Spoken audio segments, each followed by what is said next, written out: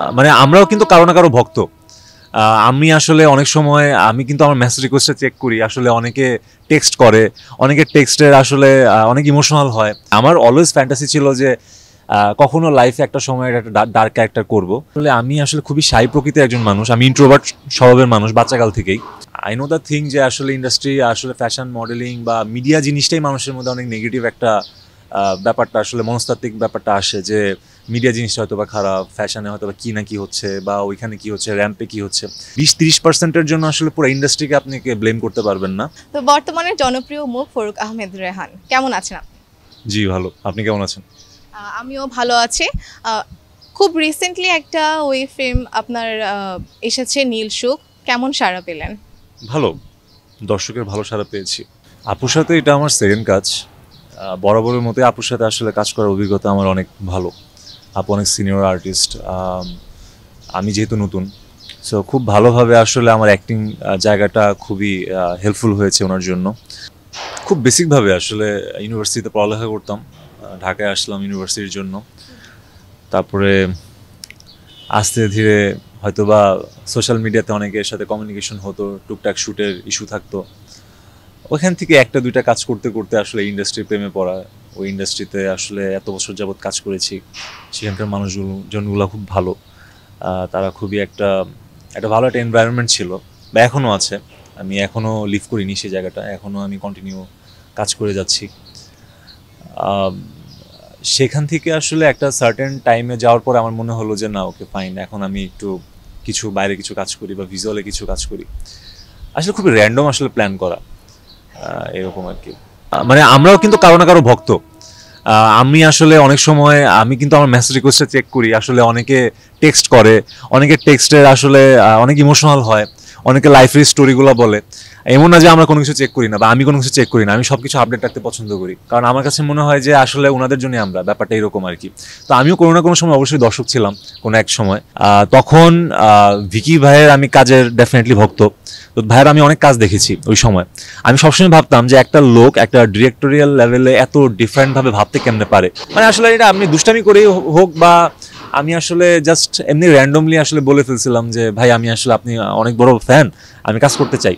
কিন্তু তখনও যে আমি কখনো ফ্যাশন ইন্ডাস্ট্রিতে তখন আমি আসি নাই বা ভিজুয়ালও আসা হয় নাই, জাস্ট র্যান্ডম একটা মানুষকে আমি নক দিয়ে বলছি। মানে র্যান্ডম ভাবে আমি বলছি, একটা র্যান্ডম পার্সন হিসাবে আমি ভাইকে আমি নক দিয়েছিলাম ওই সময়। উনিও জানতো না যে ব্যাপারটা আসলে কি হতে যাচ্ছে বা কে বা রেহান কি না কি, উনি আসলে ওইভাবে দেখেও নাই কখনো ওইভাবে। হারিস ভাই ছিল ভিকি ভাই রেডি ওই প্রজেক্টে, তো উনি বলেছিল যে তুমি একটু আসো। তো না, আমি খুব মানে আমার ছিল যে আমি এই লোকটাকে একদিন দেখবো সামনাসামনি, ভাইকে সামনাসামনি একদিন দেখা করব গিয়ে। তো ওইটা আসলে আমি আসলে আমার ড্রিম পূর্ণ করতে গিয়েছিলাম যে ভাই আমি আসছি আপনার সাথে, আমি আপনাকে দেখতে আসছি আসলে। তখন ভাই আমাকে বলেছিল যে ওকে ফাইন, ঠিক আছে, আপনি স্ক্রিপ্টটা দেখেন, আপনি একটু প্র্যাকটিস করেন,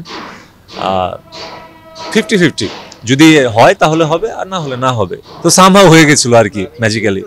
সবাই হেল্প করেছে, এটা কেন না, কারণ এখানে যাদের সাথে আমরা ব্যাকগ্রাউন্ডে যারা কাজ করতো, ফটোগ্রাফার্স, এখানে যারা মানে ডিরেকশন যারা দিত শ্যুটের বা এখনও যারা দেয়, বা আমার কো আর্টিস্ট আমার ভাই বাদার যারা ছিল, মেকআপ আর্টিস্ট থেকে শুরু করে একটা আসলে একটা টিম ওয়াইজ আসলে একটা কাজ করা হয় একটা ফ্যাশন ইন্ডাস্ট্রিতেও সেম এই ব্যাপারটা। তো আসলে সবারই একটা ইনভলভমেন্ট থাকে। চ্যালেঞ্জিং তো আসলে পুরোটাই ছিল। ওটার আগে আসলে কখনোই আসলে ভাবা হয়নি যে আসলে কোনো ক্যারেক্টার নিয়ে বা এইরকম একটা ডার্ক ক্যারেক্টার আমি করব। বাট হ্যাঁ, আমার অলওয়েজ ফ্যান্টাসি ছিল যে কখনো লাইফে একটা সময় একটা ডার্ক ক্যারেক্টার করব। ভিকি ভাইয়ের আমি অলওয়েজ ফ্যান ছিলাম, ভক্ত ছিলাম ওনার কাজের। সো ভাই আসলে আমাকে ওই কমফোর্টেবল জোনটা ক্রিয়েট করে দিয়েছিল, বিধায় আসলে এই কাজটা আসলে এত প্রপারভাবে হয়েছিল। সো এটা আসলে আমি অল ক্রেডিট গোজ টু আসলে আমি আর টিমের জন্য দিব। আসলে আমি আসলে খুবই শাই প্রকৃতির একজন মানুষ, আমি ইন্ট্রোভার্ট স্বভাবের মানুষ বাচ্চাকাল থেকেই।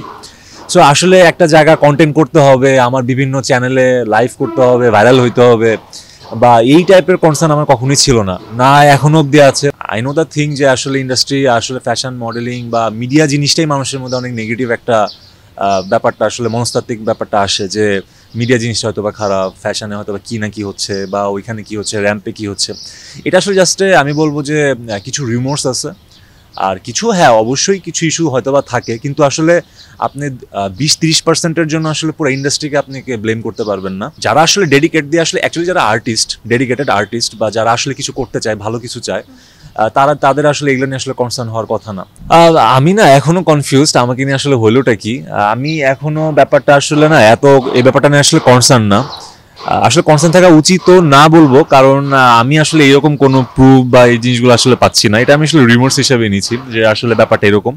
হ্যাঁ, আসলে সবাই অ্যাপ্রিসিয়েট করতেছে, আমার কাজকে দেখতেছে, ইনশাল্লাহ হয়তো বা ভালো গুড অর ব্যাড সব কিছু বলতেছে। ভাইরাল হওয়ার পরে না আসলে আমি আসলে ভাইরাল একটা যে ইস্যুটা ছিল, আমি আসলে মেইন ব্যাপারটা আসলে তুলে ধরি। ব্যাপারটা হচ্ছে যে একটা ফ্যাশন ক্লথিং ব্র্যান্ড মেহেরের একটা কাজ ছিল।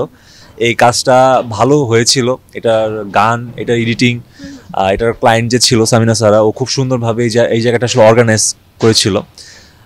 সামহাও আসলে লাকিলি এটা ক্লিক পড়ে গেছে, এবং কি খুব ভালো একটা মানুষের মধ্যে একটা রেসপন্স ক্রিয়েট করেছে, কারণ কাজটা ডেফিনেটলি ভালো ছিল সব কিছু মিলে। ওনার ড্রেস খুব ভালো ছিল, আউটফিট বা ব্যাকগ্রাউন্ড খুব সুন্দর ছিল। একটা কাজ আসলে সবসময় একটা আর্টিস্টদের জাজমেন্ট করতে হয় না, আসলে আমি বলবো যে একটা ফুল একটা এনভায়রনমেন্টটা ছিল বলে আসলে কাজটা খুব ভালো হয়েছে আর কি।